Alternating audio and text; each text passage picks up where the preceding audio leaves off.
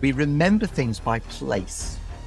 And you have to have them unique, otherwise they bleed. And you end up with rhino theory, where everything is a complete mess.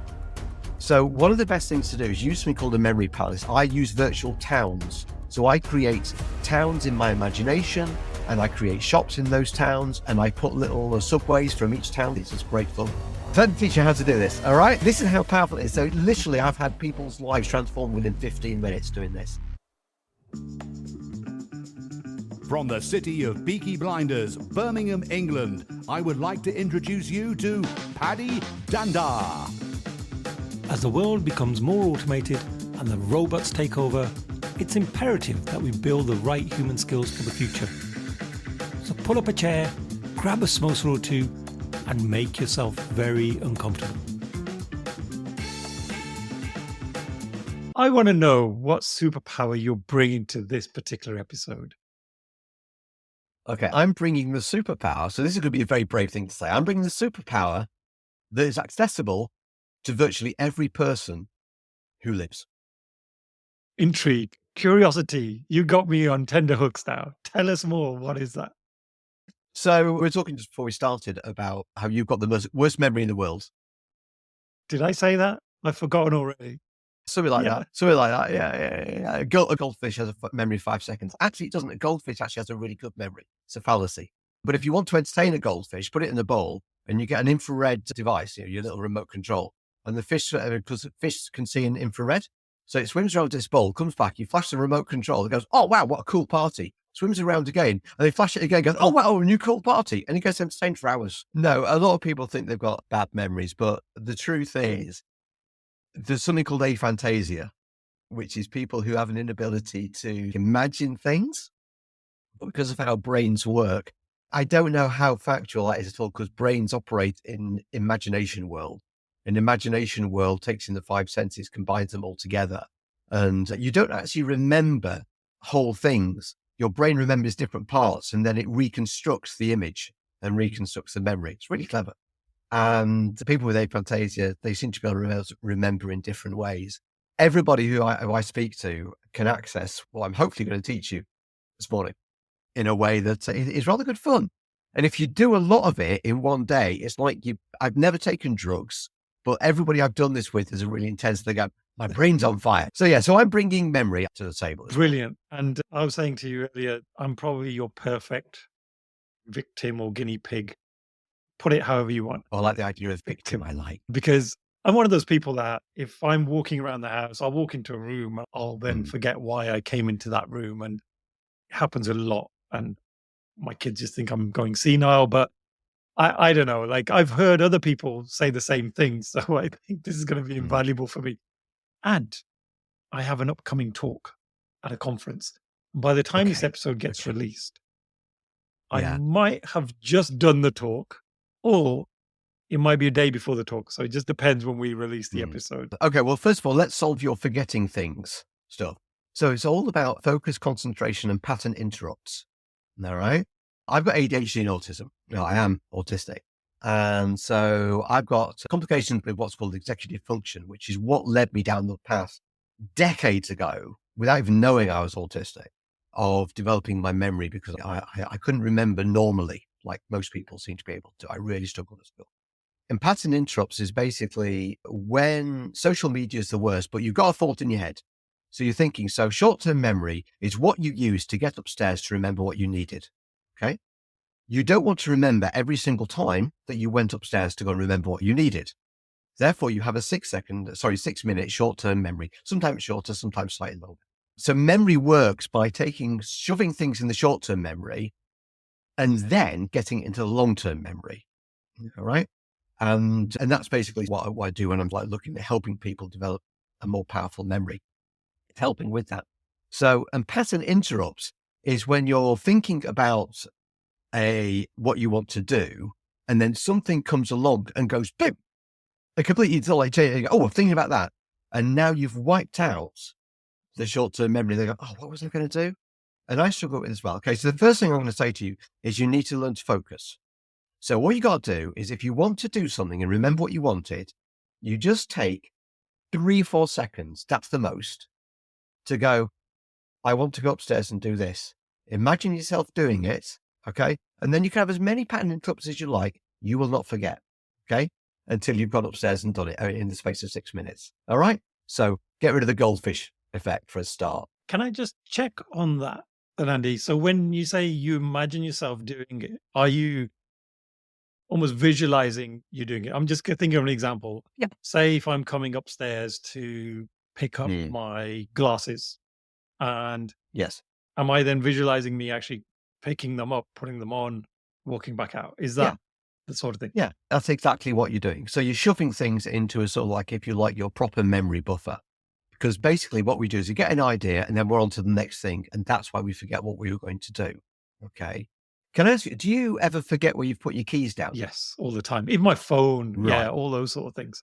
Okay. Right. Okay. So easy hack is always put it down in the same place. But we don't do that, do we? No, we don't do that. It's not normal. Right. So this is what you do. When you put your keys down, imagine them, say 3 or 4 seconds, all you're going to take. Imagine those keys exploding. They're a bomb. You put your keys down, boom, suddenly exploded. Parts of wherever you put it down on explode with it, flying out and hitting all the windows and smashing them wherever it is. Okay? That's it. You now don't need to worry about forgetting it, because when you come to thinking, where have I put my keys down? Well, you got this. Where did I last explode them? Oh, I got to explode them there. And I'm not sure whether it's the visual imagery. There's so much we don't know about brains. They're just brilliant things. Is it the visual imagery, or is it that you took 3 or 4 seconds to pay attention? And it could be a bit of both, to be perfectly honest. But you won't lose your keys again. So that's how you can already get over things. There you go. Top tip. That is actually a really interesting concept to try. I've never tried that. No one's ever told me to visualize my keys exploding before. But I'm latching onto that because of what you're saying there. It's that visual representation, and it's this event that's unusual, right? Like it's not something that you would imagine every day. So it's an unusual thing for your brain to pick up on. Yeah. Brains love novelty. Right. They love novelty. It's like an attraction, a magnetic kind of thing, that your brain will go to a new thing that you presented it with. Okay. And some people listening will say, well, what happens if I keep putting my keys down in different places? And therefore I've got lots of explosions. Say, well, that's fine. Just go to all the explosions. But you'll find that you won't need to worry about that, because the newer thing will actually shine brighter. It's quite funny with my brain, because I memorize an awful lot of stuff, which we might talk about later. Because I memorize an awful lot of stuff for fun, I've got loads of encoded images in my head all over the place. And until I overwrite them, I end up with these images. And unless I'm doing the rehearsal stuff, so you've got to do rehearsal, it's a thing, and spaced repetition, I end up having just an image. So months later, I'll come back and go, what the dickens has that image got to do with it? Why is there an elephant in my bath? I've got no idea. But there is an elephant in my bath. And I'm thinking, what has that got to do with anything? I've got no idea at all. But so images really last a very long time, as long as you've encoded it and done spaced repetition. And I love that factor of novelty. I'll give you an example, actually, Andy. It reminds me of a presentation I did to my sales colleagues about a year ago, where I was telling you just before we started that I worked for a big training company by day, and I had to present to about 300 salespeople about some new courses we were launching. And I thought I could just put up a slide and put some bullet points up, but how memorable is that going to be, right? Probably in one ear, out the other. Zero. Absolutely. Within 20 minutes of hearing something, you forget 40 to 48%. Right. There we go. What you've heard. Within 20 minutes. Okay. Within 3 days, you've forgotten everything. Wow. Yeah. And then you get keynote speakers are walking around. It's why you get this ridiculous, sorry, I've interrupted you here, haven't I? Is it autistic brain? It's why you get this, I think it's ridiculous, because I've spoken to thousands of people for years, right? And there's this phrase of, it's not, people don't remember what you say, they remember how you make them feel. So anyway, so you were saying... So I threw the bullet points away and I just did this crazy visual, and it was of Santa Claus. Oh, brilliant. And Santa Claus was getting ready for Christmas, and it was 70 days away from Christmas. So you can see it was a few months away. And I talked about how Santa had a few dilemmas, and he was Mm. afraid that they wouldn't build all the products in time for Christmas for the children. Mm-hmm. And so he Mm. needs some training. And one of the courses was around product management. So that was going to really help him. Mm-hmm. And Mm-hmm. the other thing was he'd been working out, he'd been taking care of himself. So he'd lost a few pounds and he needed a new belt. And we Yeah. were launching some new Lean Six Sigma yellow belt and green belt courses as well. Yeah. Yeah. And then the final one was a Kanban course. And anyone that knows about Kanban, it's about visualizing your work. So I said, Sandra's also unaware of what his elves are working on. He just doesn't know all the things that they're building. Mm. It's going to really help him because he can visualize the work. It's a great course for that type of thing. Mhm. So 3 courses in such a ridiculous story. And about 5 days later, I talked to a couple of salespeople and I said, hey, what do you remember from that 30-minute conversation I had? Mm. And they almost regurgitated the story word for word and could remember all of There the you details, go. which Yeah. just blew my mind because I thought Brilliant. I had no idea that would be the impact. So it goes back to your novelty factor. Yeah. Yeah.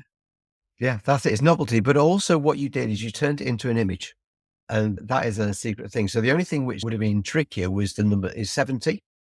Because you said 70 days away from Christmas. So it's quite easy to remember, like the Kanban thing, you can remember the belt, but the 70 is tricky. But there's ways of encoding numbers as well. Right. It's how people remember all these digits of pi. I think that's a complete waste of time. I can't be bothered learning pi. It is boring. I thought about remembering it once and I thought, actually, no, it's boring. Can't be bothered. But so 70 is case. So because I remember what you said quite easily because I remembered, case, that's Santa holding his case. So he's got a suitcase in his hand. And it's case because if you take 2 sevens and you put them a mirror image on each other, can't quite do it though, like that. So a 7 and a 7, and you put the mirror image of each other, you get a sound of cut. And S is standing for the number 0. So you've now got a cut and a cert. You put vowels in, which are filler letters. You've got the word case. And because you've got the word case, you've now got something you can hold. So now you've got a visual image of it. I have to, because I've got an appalling, one of the struggles I have is looking at a calendar and then transferring dates from one place to another because of, again, how my brain works. It's a bit of a problem. So numbers, my dyslexia with numbers is out of this world. It's ridiculous. So I summarize everything into images and I break, if I need an important number to memorize, I will turn it into a visual image. So I will do that with my credit card. I don't use credit card, bank card numbers.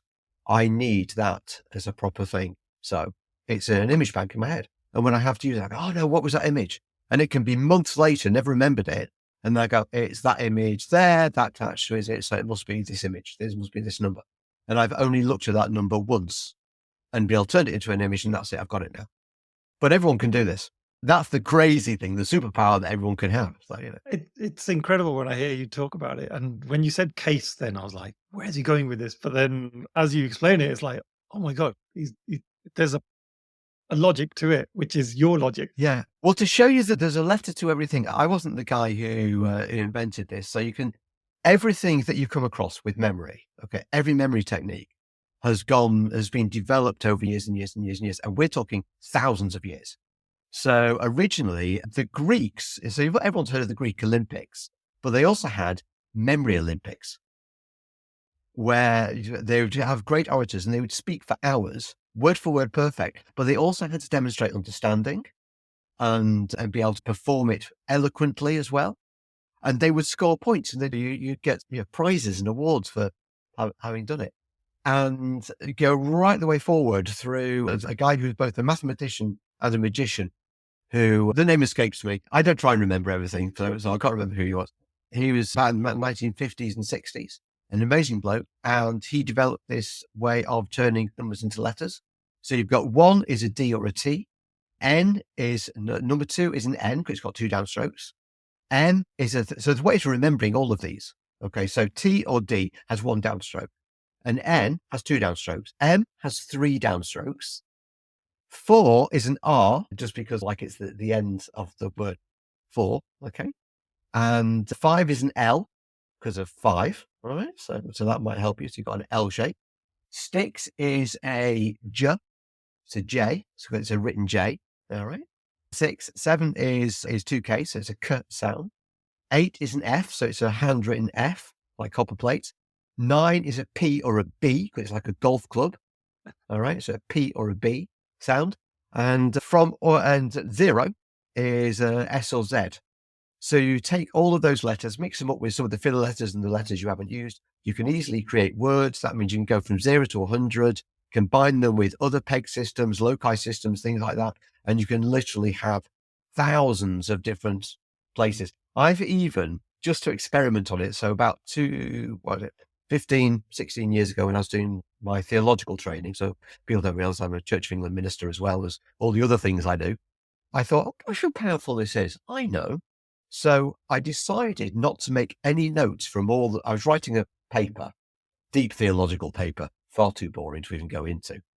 And I decided I would read the books, note the important key parts, turn it into an image, and memorize the page numbers of which book it was. And I read 10 books, put all of these into into the places in my head, and wrote the paper from memory. And then I just went back and checked that I'd got all the details right, and I got everything correct, and even the page numbers for the references and everything else in every book and every bullet point, combined it all together.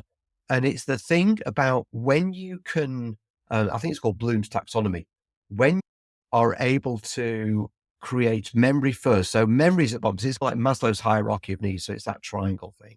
But the very bottom of it is remembering.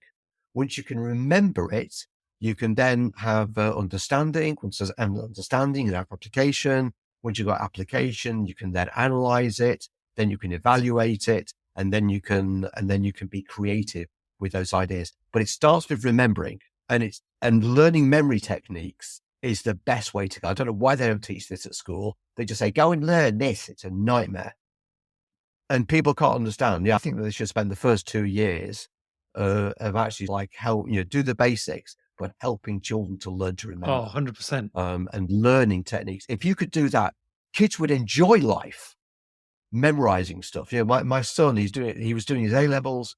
He was struggling with part of his physics, which was the electronic side. And I said, do you trust me, my son? And he goes, yes, father. It's very good.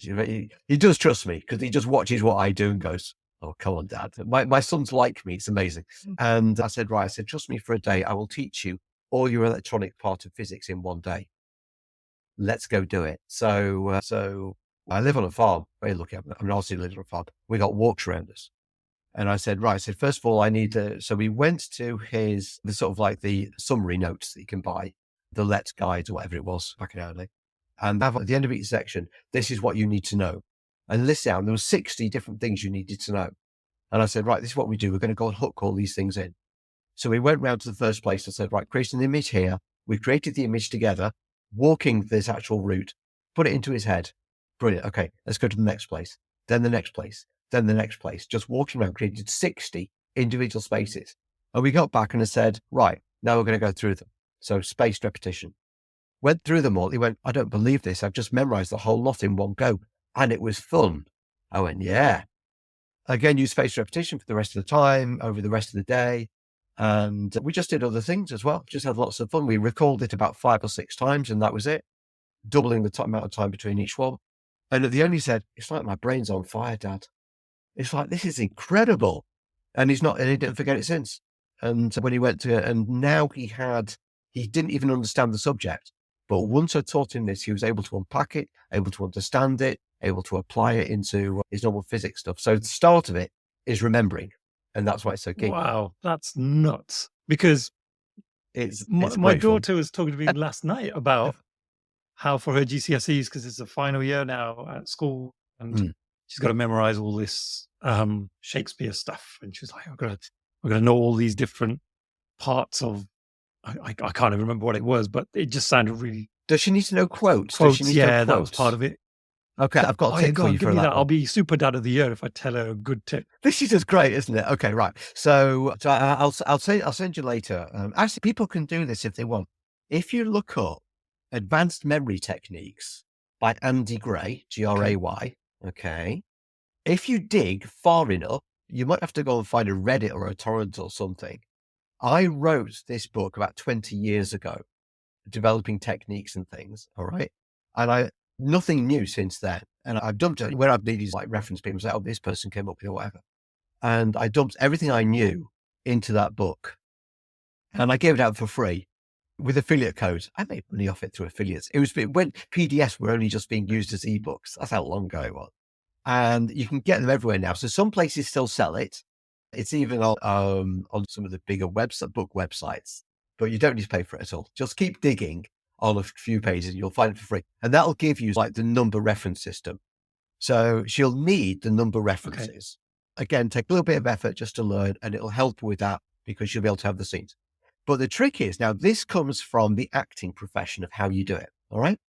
So what you do is I want to tell you a little about something about rote learning. Bad. Okay. Really bad. You don't want to do rote learning, by the way. So rote learning is, let's say you want to learn I'll give you an example from like my Christian tradition. Okay, it's a really good example because it's exactly the same as learning a poem, learning verses from Shakespeare, whatever. And the way that it would be is you'd open your Bible up, right? And you'd read a verse. And that's right, all scripture is God-breathed and useful, teaching, rebuking, training all righteousness, so the man of God is thoroughly equipped for every good deed. Okay? Right. How did I learn that originally? Rote learning. Read over and over again, put it away. What can I remember? Forgotten it. Right, read it again. Your mouth is short-term memory.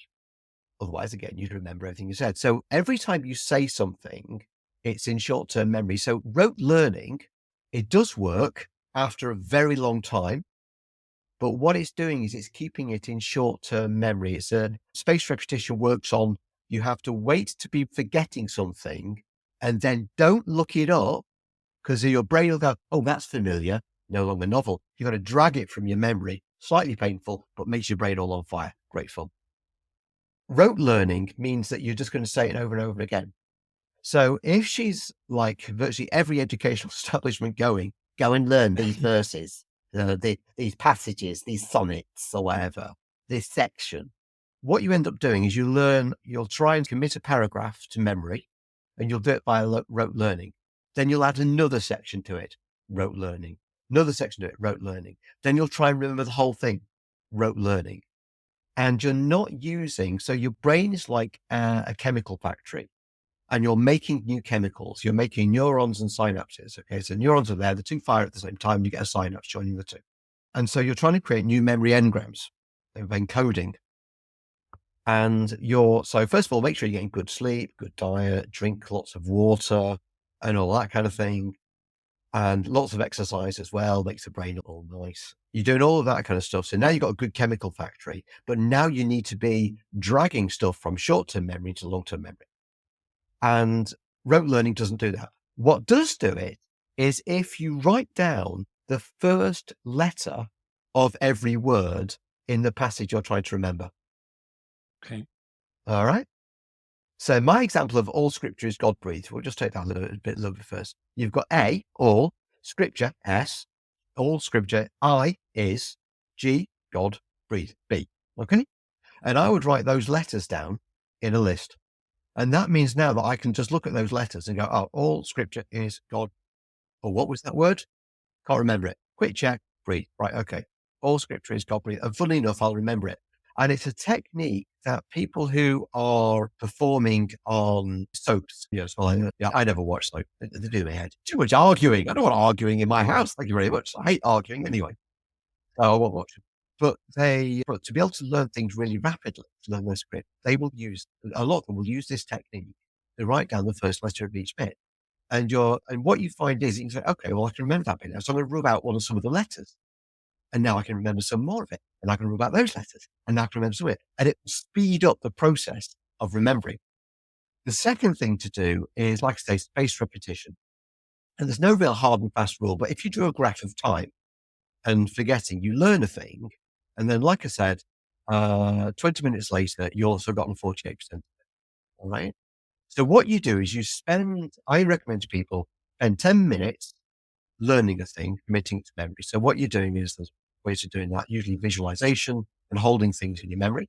And so you've got an image in your head. It's really quite good fun, but you're focusing on the image. So people try and remember too much.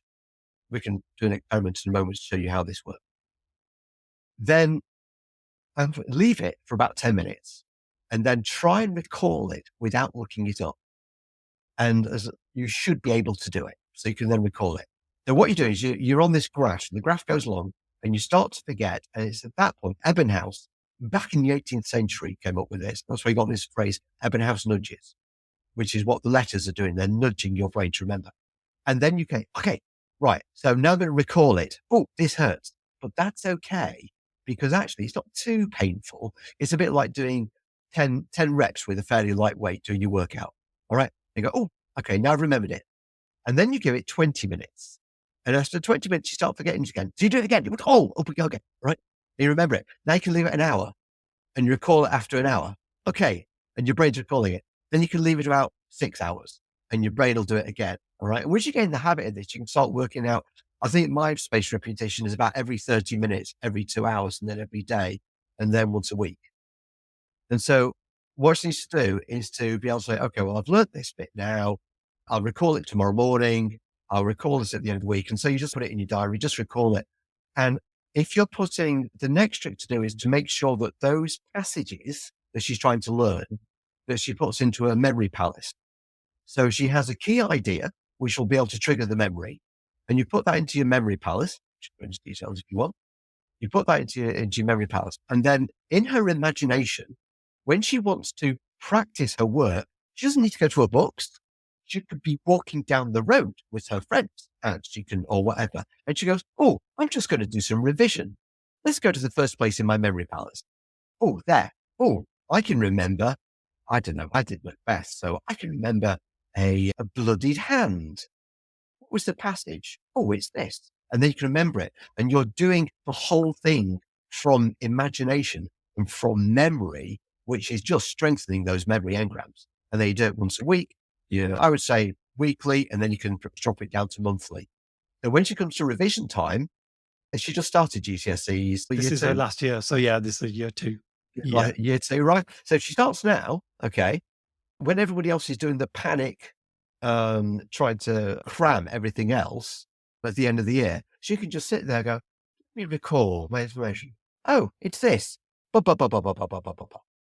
And just drop the whole lot. And I'll tell you how powerful this is. When I was first at college, so I've got 2 degrees. I'm greedy. And one's in youth and children's work plus theology, and the other one is in dog collaring and theology. And the first time I did it was embarrassing now, 34 years ago. Yeah. And everybody had to remember dates for certain Old Testament stuff. There were about 60, 70 dates. It was a nightmare. And so a lot of my friends had things stuck on doors and all the rest of it. And by this point, I'd learned basic memory techniques. And me being who I am, I thought, well, I'll cram. I'll be all right. I'll cram. And then it came to the night before. So I thought, right, I'll try and remember these dates and I'll just put it in my memory. I'll be all right. And it was a stormy night. And I was living on the seafront in a place called Barton-on-Sea, which overlooked the Isle of Wight. And it was a really stormy night. We're living in some flats. And everybody else around us was elderly. And I suddenly heard this mighty smash next door. And I rushed around and said, are you okay? And this elderly gentleman, his wife, he says, I was opening the door and the wind blew it and the window just smashed on his. We had these little balconies and it was a mess. So I cleaned it up for him. And now I was left with no more than 1 hour before I really had to get some sleep. By the time I'd finished, I thought, oh, what am I going to do? I thought, I've just got to trust my memory. Just got to trust my memory power. So I memorized. So I broke all the dates down into, like I've just described to you, with these letters and numbers. I attached them to a walk, which is how you do memory palaces.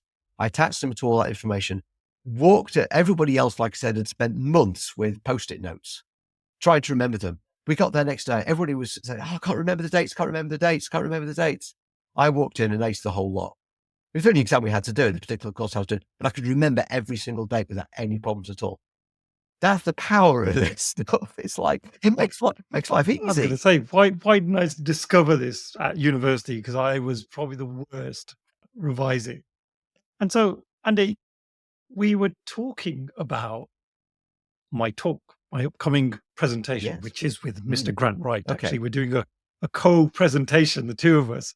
But I could really do with some tips on that, on how I can get my side of the argument, because we're having a bit of a battle. Okay. It's an interesting talk. Right. I'll talk to you about that part of it offline. But what are some tips that if someone is doing a presentation, they can take on board to get things a bit more sticky rather than, as you mentioned, avoiding having those extra cards and piece of paper or even like bits of writing on your hand, which I sometimes see some speakers, they'll have a little prompt and they'll just Yeah. look over at the hand. And I'm like, you're not looking at the time. I know you're not looking at the time.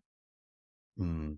Yeah. Well, I think the first thing to know is that, so from experience, so like I said, I've done literally thousands of talks, from sermons to assemblies to training people to stand in front of thousands of people.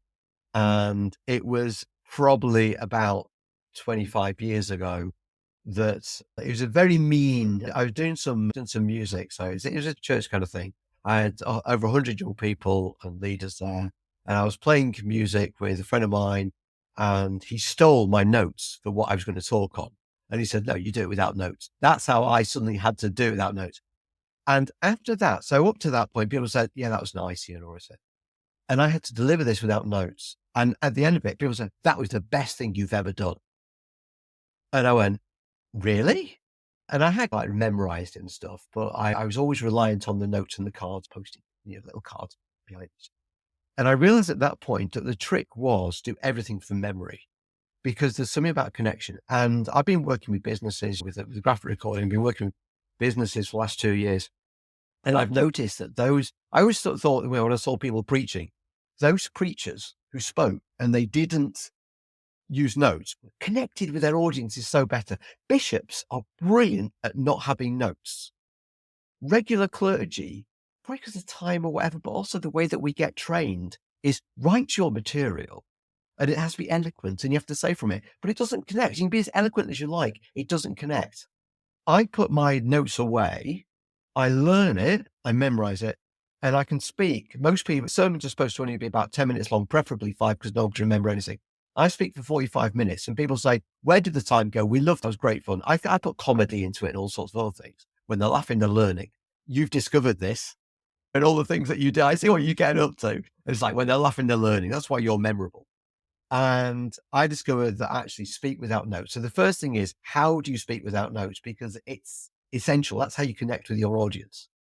And also the process of you putting it into your memory means that you get into flow. And by getting into flow, it means that people can remember it much better, because you find that so how do you do it? So I say to people, it doesn't matter if you're a manager or whatever, learn to speak without notes. And you get a lot of the books. I'm going to plug somebody's book. Yeah, Can I go plug for it. somebody's book? Not my own. I'm going to plug, okay, I'm going to tell him I plug this. Andrea Pacini. Oh, yes. I was speaking to Andrea just the other week. Yes. He writes this and he says, learn your notes, learn to speak from without notes. Guess what? It doesn't say how. I'm the person to tell you how to do it. All right. So I'm moving into that niche. That's my niche. I'm going to tell you how to be able to do it without notes and actually ditch the anxiety and everything else. And the fact is that when you speak without notes, you're making a connection. You can observe the audience. And what in the Competent Presenter books that Andrea says is having it clear, just having one idea. And I've watched these business people and those that speak without notes, they connect. And I've seen the reviews that people give and they go, oh, this person was brilliant. And it's like a meh for the people who speak with notes, but a brilliant for those who speak without. And it makes my life easier because I know you've organized. So step one is organization. So I use mind mapping. So Tony Bazan. So when I'm doing training, I'll speak about more extensively on this. But mind mapping, most people do it wrong, unfortunately. It drives me up the wall. Mind mapping, registered trademark, but you're supposed to put one word on a branch. Okay. And then your subcategories, one word per branch. And you're supposed to think, what is the one word which I hear it will trigger my memory so I can speak just off the cuff. All right. So let me give you an example of just how powerful this is. So I'm going to give you, first of all, so you start with the subject and the idea. And so I'm going to give you the context, fairy stories. Okay. Okay. And I'm going to give you just one or two words. Let's see how quickly you get it. You Go ready? Okay. Girl. Because you got a few options from girl. I'll let you guess on the next one if you want. Red. Little Red Riding Hood. There you go. Now, could you tell the story of Little Red Riding Hood from that point? I'd have a stab. Yeah. Only from what I can remember, but yeah. If I then went wood, wool, ears, eyes, teeth, grandma, woodcutter. That would help a lot. Yes. You'd be able to get all of those things. Okay. So what you do is, if you're trying to memorize that story, is I would say, right, now imagine yourself walking around the house and you want to put them in order. So I can't be bothered putting them in order. So, but I want to put them in order. So what you do is you set up in your head, walking around your house. And in the first place in your house, so I usually say, open the front door. What's the first thing you see? First thing I see is red. I see a girl hood. Okay. That's enough for me to be able to talk about Little Red Riding Hood. I'm now going to go into my second room. In there is grandma. Grandma's lying in bed. Sorry, no, it's mum, isn't it? It's mum first. Mum says, go and take these cookies. So you've now got some cookies in there. We're going to use some senses as well. All right. So we got cookies. I want you to imagine eating those cookies. What do they taste like? What do they smell like? Are they a bit hot? Did they burn your tongue? So you're using lots of cognitive ideas.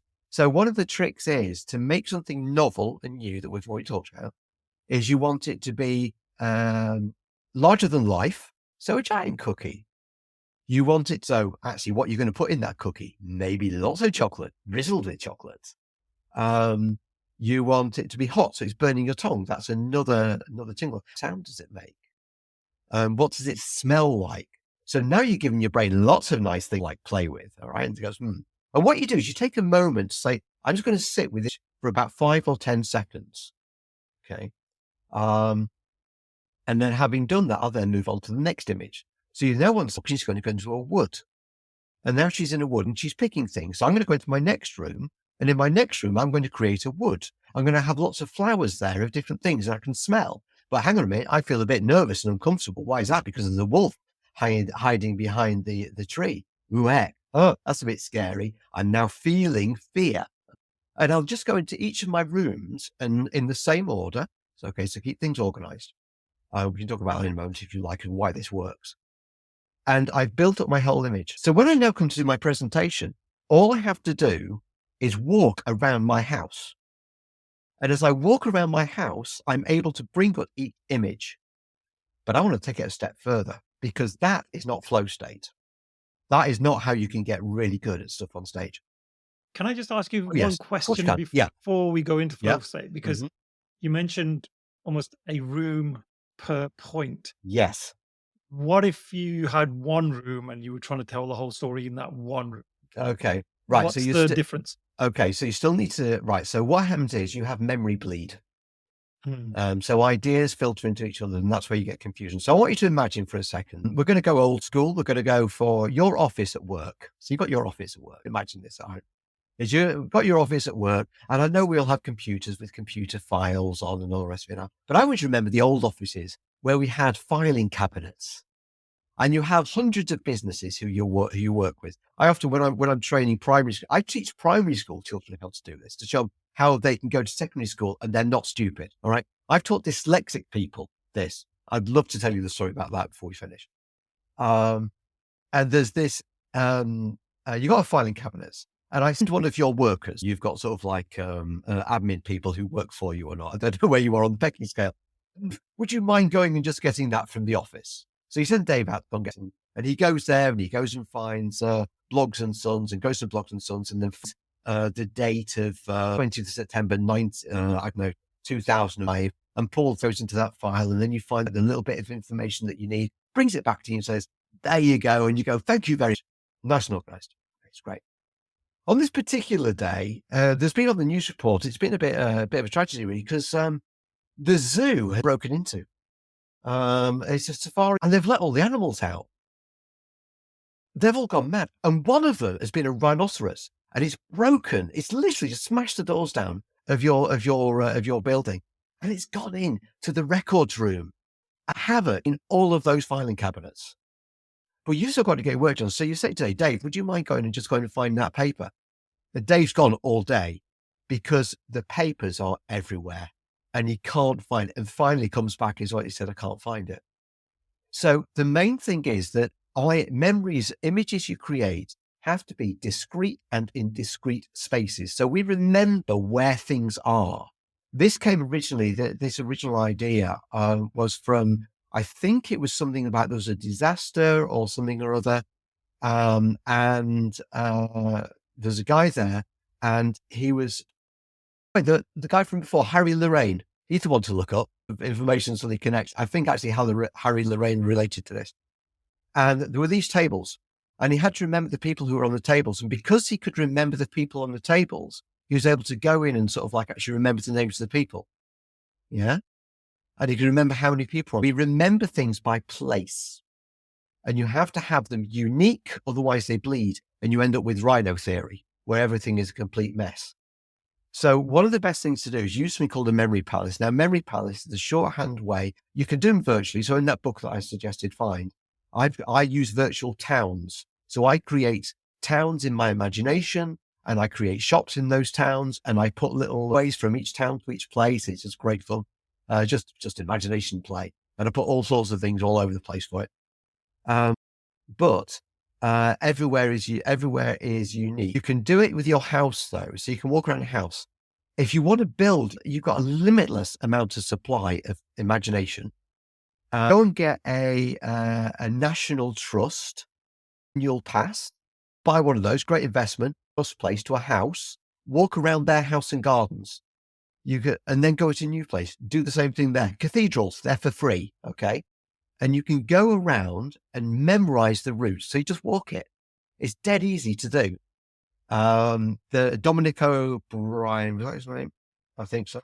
Memory person. He used his route on a train, and he put the different things at the stations to be 52 stations to memorize a deck of cards. So I can memorize a deck of cards if I want to as well. I can do that in one sitting. I'm not quite as fast as it. The fastest, I think, somewhere in about 30 to 40 seconds, possibly faster, memorize deck of cards. I've not practiced that, so I can't be bothered. But you can become a memory champion. So what you do is you put aces, enhance it. You use basically sort of like a number system or a peg system. So I use 1 bun, 2 shoe, 3 tree, 4 door, 5 5 6 gate, 9 wine, 10 hen as a base 10 unit. And I put those items in there with that thing. You can use one room if you want to, preferably a big room. Because the bigger the room, the easier it is, but you can use this in space. So if you're networking at an event, you can memorize what people's names are together with what they do. All right. And what you do is you use a peg system. So again, advanced memory technique, use a number peg system and put the item in a corner of the room with an image which summarizes the name of the person together with what they do. So I can remember stories really quite nice and easy. So I can remember people's stories about who they are really easily, but that's because I love story. Yeah. And if you listen to their story of what they're interested in, and when you're talking to a person, think to yourself as well, if you've got a wide ranging interest, it's really useful. So I've got this massive wide range of interests. I do a deep dive and then jump out and deep dive into something else. Look for the connection with that person. Memorize their story. If they say something we've never come across before, now it's unique, so it's easy to remember. So you're either connecting to yourself or connecting to uniquity. Put that image of that person, that face, with in a corner of the room or a space in the room, together with a summary of an image form, right? Then you can go to another part, the next bit of the long room. So it might be sort of like a different part of the wall. It's got a unique place. So the first one will be bun, second one will be shoe. So you put a shoe in the corner. You put them sitting in a giant somebody else. So you can then build up this massive image, this massive network of lots of people who you've met during the day. And as you're doing that, you suddenly find yourself thinking, hang on a minute. I'm talking to somebody else who's into that as well. Network event. Oh, have you met such and such? I was talking to them about 3 hours ago, and they were telling me all about this information, summarize it for them, say, let me go and introduce you. You now go and introduce them. One of the most powerful people in a room is the person who does the networking. So suddenly you're able to sort of like network people together, even though you've never met them before in your life. And you suddenly have value to people, and then they want your details because you're the anyway. There we go. So let's go back to your question about how do you actually memorize. So the first step is to have those words. And so, like I said, research told you exactly about it. So you come up with one keyword, and so you break your whatever you want to say down. So mind map what you want to say. Mind map it into so you've got single keywords, and they're concrete ideas that you would be able to stand on stage and you'd be able to have that mind map in front of you. Okay. And on that mind map in front of you, you would then be able to see the first word, and then you'd see the first point and you'd be able to talk to that. And you see the next point and you could talk to that. And you'd see the next point and you could talk to that. Yeah. Brilliant. That would be great. Then all you've got to do is, like I said, find a route. Okay. And you could use your imagination for this. It's fine. And you take that first word and imagine, turn it into a concrete image in your head, and then use the memory technique I've just said and put that item in that first space in that route. Yeah. Then what you can do is you can connect. So you've got one branch and you've got like 3 or 4 things coming off that branch. That's how mind mapping works.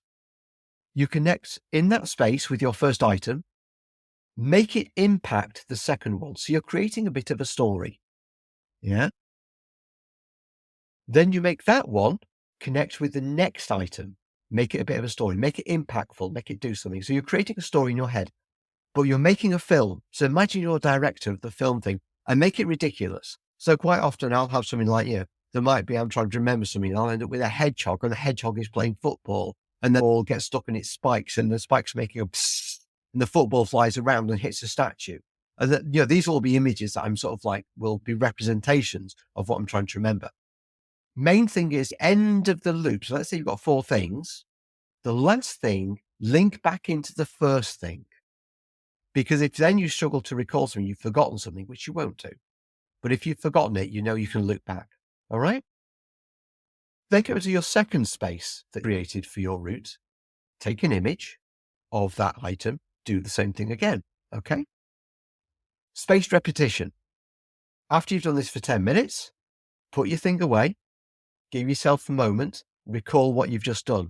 And what you do is don't panic about saying, I can't remember each individual bit. What I want you to do is you want to say, okay, what was that first image? What was the first space? That was the first space, and that was what was there with the space. Oh, and this created this story, and this is the story I have to remember. Okay. Now, when you're presenting on stage, that's a little bit cumbersome. Yeah. Because you're trying to remember things. You've got people in front of you, you'll be distracted. So this is what you do next. You go away and you practice it. Okay.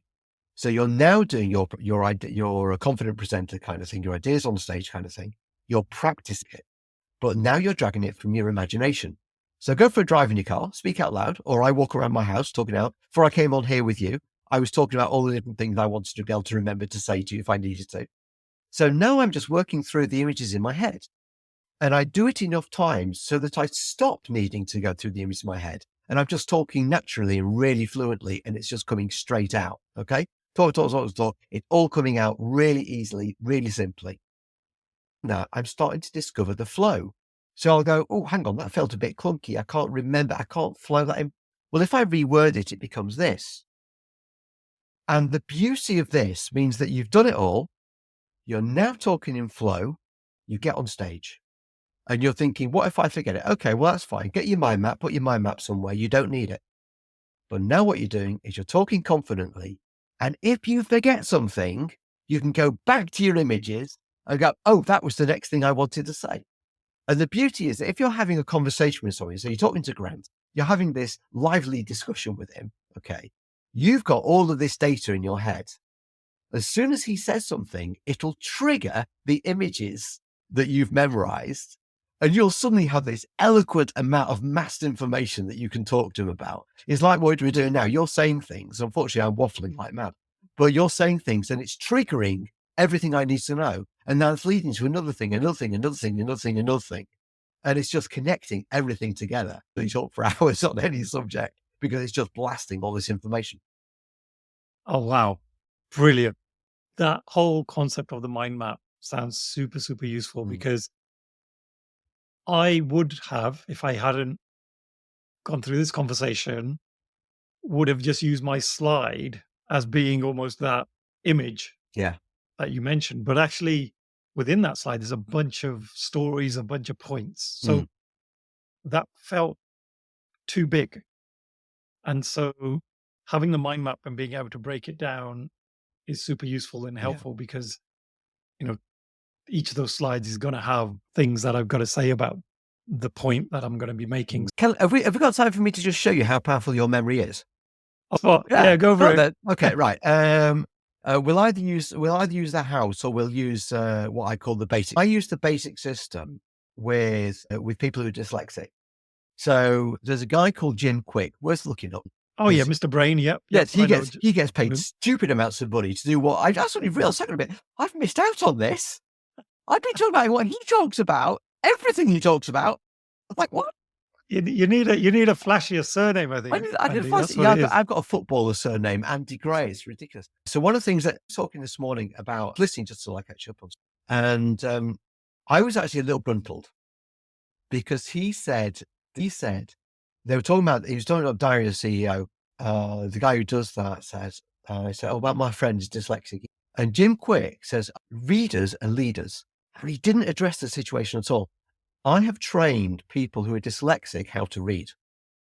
So part of the problem is that when you're dyslexic, everything moves around on the paper and you can read, but you forget what you're reading. Therefore, because you've got basically huge amounts of information, if you imagine a computer, your processing power is going on just decoding what's on the page, so mind anything else. And there was a friend, a guy who, I'm going to teach you this in a moment, but there was a guy who I was talking to in church, and he come to our church, and he's a bit of a was really. This person had been in the forces and done okay, but now really struggling with all-time low. It was heartbreaking to see. And said, problem is I'm dyslexic. I've never been good at education, so I don't know what to do now. And I said, let's sit down together. I said, I'm going to prove to you you're a genius. I said, no, I'm not a genius. I said, look, I've taught so many people who are dyslexic how to memorize stuff, and that you're not stupid. You just don't know how to do this properly. So I taught him the base 10 in 15 minutes. And he went, I don't believe this. I can remember stuff. I said, yeah. And then I said, next week he came back and said, I've quit. The fact of sort of suddenly realizing life to live. Over the next few weeks, he just slowly got more and more. And then he said, I want to learn to read, but I can never remember. I said, right. So what you do is read a very small amount. See what Jim Quick should have said. I don't know why he didn't. Read a small amount, what you can cope with, turn that into an image, put that in your first location. Okay. Or as I've touched in number peg system, in the first place. Then read the next bit, create an image, do that. Next image, create an image, boom. Just do it one at a time. Don't worry about trying to remember what you previously remembered, because that's not how it works, okay? So let's put it in a minute. And he did that, and he said, I can read. I don't believe it. I can remember what I'm reading. And because it's in his head, now you can process it. Remember what I said about that? Read first, and then understand it, and from understanding, you can analyze and all the rest of it. So now he's remembering it. Brilliant. This person's life changed together with his whole family. They had to move. I was broken about it, but he had to move. Went to university, and they said, because now he could read. And he said, I've always wanted to study something, which I won't say what it is, to do with history stuff. Okay. But I don't want, in case somebody's listening, I don't want to identify him. And he said, you have to do with history. And he said, I've always wanted to learn because I love what I do. But I couldn't read. They said, you're highly sick. They took him on to the next level. His professors said they were one of the best students they'd ever had. And now, I think it's about 10 years later, goes around the country running things to do with the history stuff that he does with a high level degree, highly dyslexic. Okay. Okay. So let me teach you how to do this. All right. Let me teach you. Okay. This is how powerful it is. So literally I've had people's lives transformed within 15 minutes doing this. Dyslexic people who think they're stupid and they're not, they're geniuses. Okay. Do you know the number rhyme, 1, 2, buckle my shoe? Do you know that one? That's all I know of it. Right. Okay. Right. So let's do this together. So I'm going to teach you from scratch. We could use houses, but I'm going to take a really big risk here, and we can do it. Okay. So 1, 2, buckle my shoe. So I want you to imagine this as I'm saying it. 3, 4, knock at the door. 5, 6, pick up sticks. 7, 8, lay them straight. 9, 10, big fat hen. Let's just go through this. So 1, 2 rhymes with shoe. 3, 4 rhymes with the door. Well done. 5, 6 Sticks. Okay. This is the tricky one. 7, 8, lay them straight. Okay. What could 8 rhyme with? Gate. Well done. 9, 10, big fat. Hen. Yeah, I can't forget that one. That just like this huge hen popped into my head. Excellent. Brilliant. Okay. You now know 5 points already. Okay. So we're going to give it about 30 seconds now because I want to make sure that this is secure. I'm just going to explain sort of like about, don't worry about trying to remember it. Okay. So don't worry. We'll get there in a second. Basically, the idea is that you're giving time to relax. You're giving your brain time to take it on board, and you're creating the space because you now need to get something. So your information goes into short-term memory, and then by using the right processes, you're now going to put them into long-term memory. Okay. Short-term memory to long-term memory, and your brain needs to become the chemical factory to be able to do that. Some people find that their brain starts to feel a little bit tingly doing this. It's somewhere sort of like just behind the nose area. People who are autistic, we can feel our own brains working in different parts of our brain. It's a really weird thing, but find that more than ever. Not everybody, but there are some of us who go, oh, this is that part of the brain tingling. Okay. So it's going to go through that again. Ready? 2 rhymes with shoe. 4 rhymes with door. 5 rhymes with sticks. Yeah. Okay. 8 rhymes with gate. 10 rhymes with hen. There you go. So now you've got the first 5. So we're going to come up with number rhymes for all the other things. Okay. Oh, God. All right. Don't worry about it. It's fine. It's fine. Okay. So I might give you some of these because if you get stuck, just to speed things up for the podcast and for you. Right. So 1, what could 1 with? Swan. Swan. Very good. Not had a swan before. Okay. 1. So 1 rhymes with swan. 2 rhymes. Shoe. We had that. 3 rhymes. Uh, what could you have? Flea. No, that's really good. Okay. 4 rhymes with door. 5 rhymes with hive. 6 rhymes with sticks. 7 rhymes with heaven. Heaven. Very good. Yeah, it's the most obvious. It's quite a tricky one. 8 rhymes with gate. 9 rhymes with shine. Shine. Okay, you need it to be a solid thing. So you could have the sun shining, or you could have something else. Wine. You want to go for wine. Okay, that's fine. All right. So you got wine and 10 rhymes with hen. Okay, right. So really visualize these really clearly. So 1 rhymes with swan. Okay, so imagine that swan. What's it doing? It's gliding on the water. Okay, brilliant. Okay, 2 rhymes with shoe. Okay, so imagine that nice and big. Make it funny, make it impactful, whatever you want to do. It's just got to be big, bold, and beautiful. That's the way of putting it. All right. Okay. 3 rhymes with flea. So flea almost in a circus, and it's on the trapeze. Okay, fantastic. Crazy jumps. Excellent. Okay, you're getting this. You're getting this. Well done, flea. Sorry, my brain suddenly went to stalactites and stalagmites, and yeah. Okay, flea, 3, 4 rhymes with door. Okay, nice big strong image for that. Yeah, I'm going to picture one of my neighbor's doors because it's like this greeny color. I'm not going to say it's good or bad. No, that's fantastic. Okay, 4 rhymes. 4 rhymes. Right, 5 rhymes with 5. What did I say for 5? Calling it, and this is making the memory engram even stronger because you're having to recall it. So 5 rhymes with hive. So what are you going to have for that image? Yeah, I mean, I hate bees and wasps generally, so I'm just picturing my hand going into a hive and just going. Excellent. Okay, no, that's great. That's great. Okay, right. 6 rhymes with sticks. Yeah, okay. That one, yeah. What are you going to do with those sticks? I like drumstick personally, but there you go. So here's a weird one. My surname is Danda, and in my language, my surname means stick. Really? Yeah. Oh, fantastic. Okay, now. Terrible. Okay, now that's okay. Apart from one thing, that's familiar to you. Okay. So remember I said about novelty? Okay. All right. So it could cause a bit of a problem there. So you need to think of something else to do with sticks. You have drugs or flight, anything you like. But we want something nice and solid and unusual. Yeah, go on then. I've got this Indian instrument in my head. It's like this massive, big thing, and there's a big stick and a Yeah. little stick. Yeah. Yeah. Brilliant. Okay. Fantastic. Okay. That'll be great for you. So you're going to use that to drum different things. So when you're trying to remember sort of like a list, 6. 7 is Heaven. heaven. Okay. So, I recommend you going for just the really sort of like the cliche, cheesy image of heaven. Okay.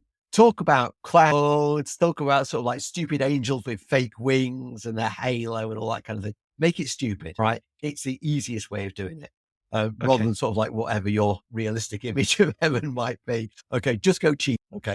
I even have pearly gates on mine as well. And all the cheese that work. I'm thinking Christmassy with the angel with the tinsel. Brilliant. Yeah, that's great. Yeah. Okay. Right. 8. Gate. Okay. All right. So put a gate somewhere unusual, I suggest. Don't use your own front door, front gate. I mean, we have a gate for the estate I live on. Okay. Yeah. Like it's certainly vivid. Okay. Brilliant. Okay. That's fantastic. 9 rhymes with Wine, I said, didn't I? Yeah. It's quite useful just to have this giant glass of wine. Just make it really big, okay, and just know what it tastes like. And I usually throw whatever I need to in that wine. The ironic thing is I've never got into wine. It's the one No. thing I'm like, I couldn't tell you if it's a good wine or a bad Yeah. wine. And so it kind of sticks in my mind a little bit for that reason as well. So it's novel. That's good. And got your nice big fat hen as well for number 10, last one. Okay. Yeah, I mean, I live right next to a park that has a farm within it, and Grill. I'm going to just picture a massive hen like sat there. Okay, right, fantastic. So what I'm going to do is I'm going to go to my phone now because I can't be bothered sort of like spending half an hour trying to come up with 10 items. I'm going to give you 10 random things. You ready? So we're going onto AI here. No, don't worry about it. And I'm going to show you how you do it. Give me a list of 10 random objects. There you go. Random objects. Give me a list of 10 random objects. AI works. There we go. All done. It's great, isn't it? These days. Right. Okay. So I'm going to use this and I'm going to turn the phone off. So you'll see in a minute. Right. So I want you to imagine. So the first one's a coffee mug. So what does 1 rhyme with? Number 1. 1 rhymes with Swan. So I want you now to take the swan and really clearly link it with the coffee mug. So I'll give you an example. The swan is drinking coffee from a mug, or it could be swimming around in a coffee mug, or something like that. What kind of image would you like to create? Yeah, I was instantly picturing that swimming around in the mug. Okay, all right. So I want you to focus on that just for about 3 seconds. Okay. Got it? Okay. Now, don't worry about trying to remember it. This is the key thing. You want to be concentrating on each image. It's a bit like going around an art gallery, but it's an experiential art gallery. You're only there in the moment, remembering that particular image. Okay? Okay. So don't worry about forgetting. Don't worry about trying to remember it. Don't keep doing the rote thing or anything else. Just don't worry about it. You've just experienced an image of a swan in a coffee cup or a coffee mug. Right. Okay. The next one is 2. 2 rhymes with shoe. Okay. Actually, let me just commit this to myself as well. So I'm going to do that and we're going to do that like that. Right. Okay. 2 rhymes with shoe and it's an umbrella. Okay. I was picturing initially a big shoe and a little mouse in the shoe. Okay. Now I'm picturing the mouse holding the umbrella because it's raining and he's in the shoe. Okay. Absolutely excellent. No, that's great. That's great. It's really good. Right. Like I said, don't worry about trying to remember it. Number 3 is a notebook. Okay.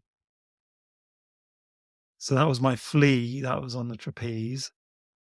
A notebook. Okay.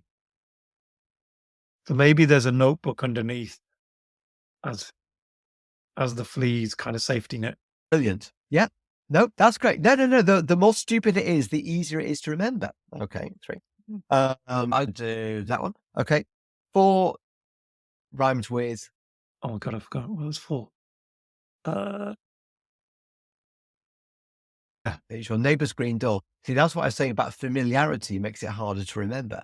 Yeah, you see, because you're familiar with your neighbour's green door. Therefore, you went, oh, what was that? Whereas the flea, you went, oh, it's a flea. See? Yeah. So just be aware of that when you remember things. Familiarity makes it harder. Okay, so number 4 is sunglasses. So how can you link sunglasses to that door? Something stupid. You've got to make it really stand out now because you've got a Okay. familiar item.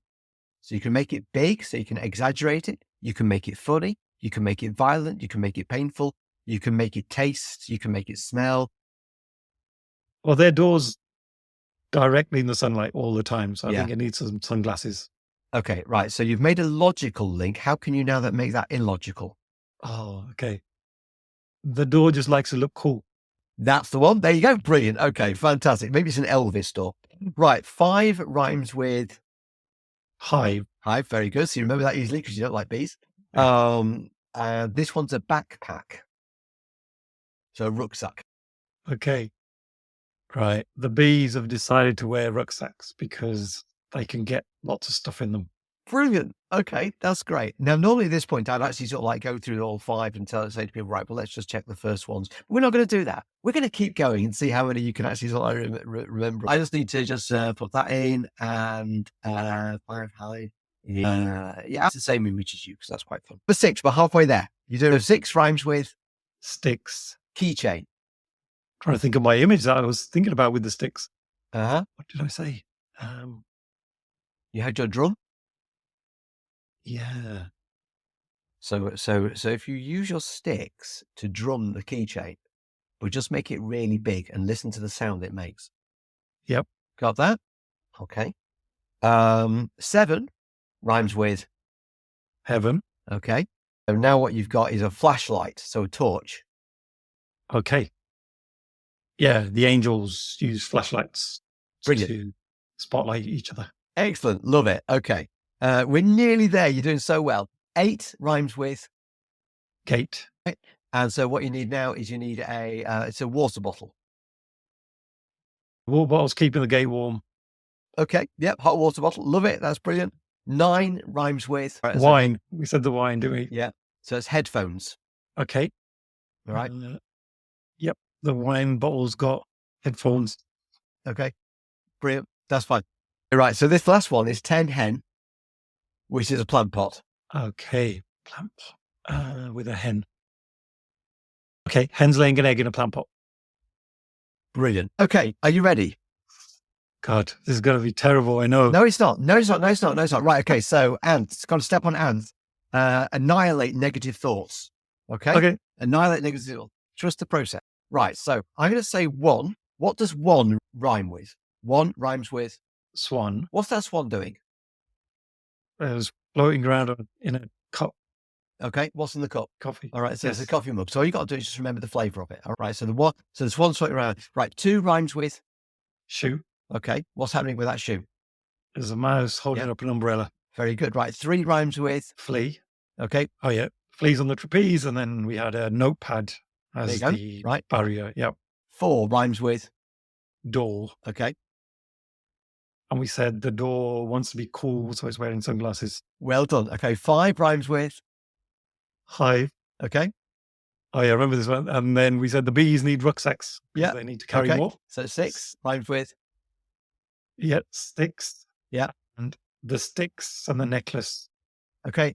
It was a keychain. It was a Keychain, sorry. So you've got the chain bit right. So Yeah. now some keys on it and make the keys really big.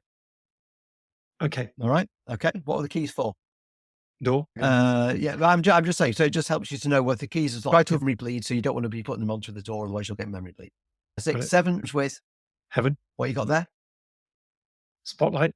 Very good. Yeah. Torches. Very good. Next one is 9 rhymes with Wine. yeah. And so you got Wine's wearing headphones because he wants to be cool. brilliant. There you go. 10 rhymes with, Hen. and that means you've got a Plant pot because he's laying an egg in a plant pot. exactly. Very good. You just remember 10 items straight off. Oh, my God. And how easy was it? That was pretty cool. Okay. 3. What's 3 rhyme with? Flea. Okay. What was that? The notepad. Okay. 8. What's that rhyme with? Gate. Okay. What's that? What you got on that? Oh, the hot water bottle. Yeah. Okay. Very fantastic. Okay. What about number 5? 5 rhymes with Hive. yeah. So you got Rucksacks. okay. 2 rhymes with Shoe. there you go. Oh, hooray. Now you started off an hour or so ago, an hour and 20 minutes, good grief, you started off by saying you had a rubbish memory. You just remember 10 items. Wow. Straight off. I taught you in the space of, what was that, 10 minutes? The worst part of this is later on today, you're going to go, what was that list? And you'll recall it. Right. And you will not be able to get that list out of your head.